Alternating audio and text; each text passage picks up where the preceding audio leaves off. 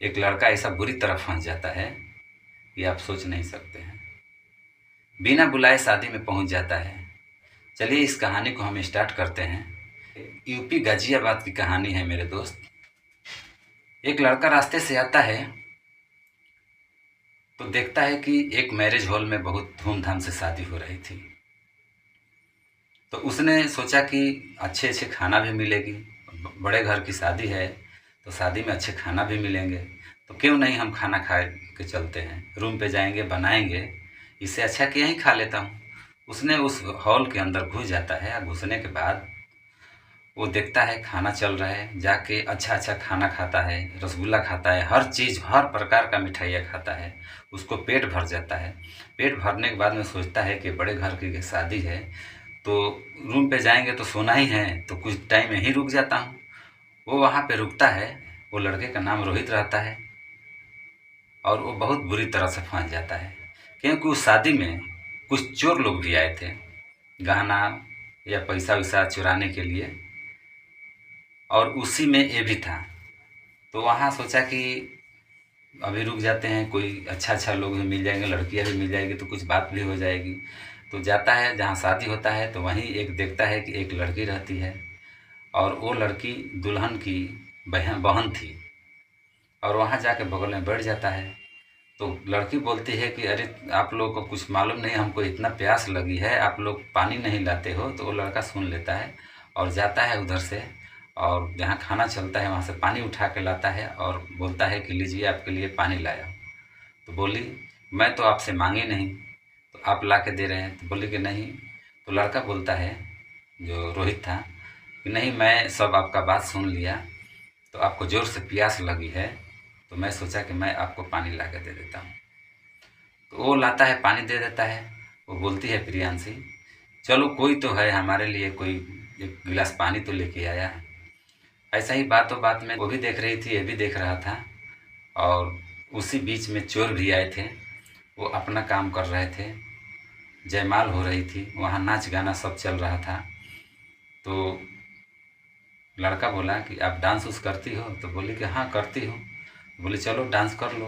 वहाँ जाने के बाद में दोनों जन डांस करते हैं।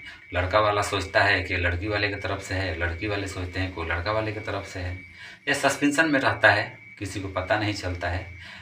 इसी बीच में जो दूल्हे का भाई था वो गहना पैसा रुपया सब चीज़ लिया था, एक बैग लिया था। तो वहाँ जो चोर थे उसके पास आते हैं और बोलते हैं कि भाई गाना बजाना इतना हो रहा है, आप यहाँ खड़े हो, डांस उंस नहीं करोगे? तो बोलता है वो जो दूल्हा का भाई था वो बोलता है कि नहीं हमको नहीं करना है। तो बोलता है कि नहीं इतना एंजॉय ले रहे हैं तो आप भी लो ना। वो चोर थे उसके पीछे पड़ गए थे, फिर भी वो नहीं गया। बाद में उसको धीरे धीरे मन किया, चलो हम भी एंजॉय कर लेते हैं। दुल्हन का जो बाप थे वहीं पर खड़े थे, वो बैग और रुपया गहना जो भी था उनको थमा दिए, दे दिए, और वो भी नाच गान में चला गया। तब तक से देखता है चोर जो आए थे, जो लेडीज़ थी और जेंट्स थे, वो आए देखे कि बैग तो अभी इनके हाथ में है, तो उनके पास जाकर मस्का मार रहे हैं कि भाई साहब इतना नाच गाना हो रहा है, आप यहाँ खड़े हैं, आप एंजॉय नहीं करेंगे? बोले कि नहीं मेरे पास सामान है इसलिए हम नहीं करेंगे। तो बोले कि सामान दे दो, हम संभाल देते हैं, आप एंजॉय कर लो, आपको मैं फिर दे दूँगी। लेकिन फिर भी वो नहीं दिया। तभी लड़की जो प्रियांशी थी वहाँ आती है कि पापा आप यहाँ खड़े हैं, आप एंजॉय नहीं करेंगे? तो बोले कि नहीं बेटी हम नहीं करेंगे, सामान है, सामान फिर कौन पकड़ेगा? तो वो लड़की सामान पकड़ ली और बोली कि आप एंजॉय कीजिए। तो उसी बीच में वो चोरनी फिर वापस आती है, वो लड़की के पास में कहती है कि तुम एंजॉय नहीं करोगे, उम्र है सामान रखने के लिए कि तुमको एंजॉय करना चाहिए था। वो बहला फुसला के उससे सामान ले ली और ये एंजॉय करने के लिए लड़की भी नाच गान में चली गई। और वहाँ जब भी लड़के का भाई आता है तो बोलता है कि पिताजी आपको मैं बैग दिया था, वो बैग किधर है? तो वो बोला कि मैं प्रियांशी को दी थी, उससे पूछता हूँ।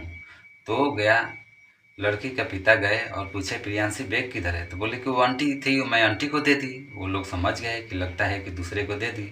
वो जाते हैं तो वो लोग जैसे बैग लेके रोड पे निकल गए, गाड़ी पे जा ही रहे थे, तभी वो लोग पहुँच गए झाकाझोरी में। वहाँ रोहित भी था। बहुत कोशिश किया कि सामान मैं छीन ले लूँ, लेकिन उसका हाथ नहीं लगा। तभी पुलिस को बुलाया जाता है। तो वहाँ आने के बाद में पूछताछ होती है, तो रोहित को पूछता है पुलिस कि ये कौन है, तो लड़की वाले बोलते हैं कि लड़के वाले की तरफ से, और लड़के वाले बोलते हैं कि लड़की वाले की तरफ से। इसी में कन्फ्यूज तब से बोलता है। पुलिस उससे पूछता है कि तुम कहाँ से आए हो, किधर से आए हो, तो बोले कि सर मैं कहीं से आया नहीं हूँ, रास्ते में हम आ रहे थे तो खाना खाने के लिए देखे कि शादी है, शादी में हम खाना खाने के लिए आ गए थे, बाकी हम चोर नहीं हैं। लेकिन पुलिस कहाँ से मानने वाली है, क्या सबूत है कि तुम चोर नहीं हो या वो लोग के साथ में नहीं हो, मानेगी नहीं मानेगी। तो उसको पुलिस लेके जाती है और उठा के ले जाके जेल में बंद कर देती है। वो बुरी तरह से फंस जाता है। तभी प्रियांशु और उस जो रोहित था थोड़ा आपस में प्रेम भी हो गया था। ये चोरी के लिए नहीं है, वो चोर दूसरा है, ये चोर नहीं है। फिर भी पुलिस नहीं मानी, लेके गई। लास्ट में वो घर वाले से बोली प्रियांशी कि मैं उस लड़के से प्रेम करती हूँ, उनसे शादी भी करूँगी। लेकिन कहाँ घर वाले मानने वाले थे। लेकिन फिर भी वो लड़की जाके थाने में उसको छुड़वा दी। छुड़ाने के बाद में दोनों को घर वाले के मर्ज़ी से शादी किए। इंजीनियरिंग का जॉब कर रहा था और दोनों जन का शादी किए। दोनों जन आज गाज़ियाबाद में अच्छे से ज़िंदगी जी रहे हैं। दोस्तों, मेरा मकसद यह नहीं कि किसी के दिल पर ठोस पहुंचाना। मेरा मकसद है आप लोगों को जागरूक करना। अगर मेरे वीडियो से कुछ गलती हुई होगी तो हम माफ़ी चाहते हैं, और वीडियो को ज़रूर शेयर कीजिएगा दोस्त। मैं इतना पसीना से भीग गया हूँ, पंखा बंद है, सब चीज़ कर रहा हूँ, सिर्फ क्यों? लाइक के लिए मेरे दोस्त।